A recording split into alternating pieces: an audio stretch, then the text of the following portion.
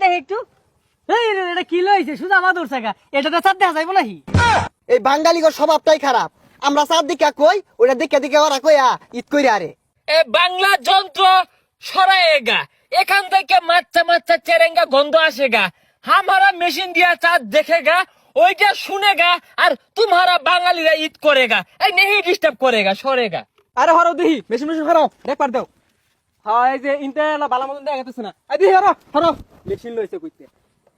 এই যে পুরা ধান কাটা গাছের মতো চারটা বেকুন মারি উঠে পড়ছে। এ মেরা সৌদি আরব ভাই, এ বাংলাদেশের কেমন চাঁদ দেখার কমিটি হে?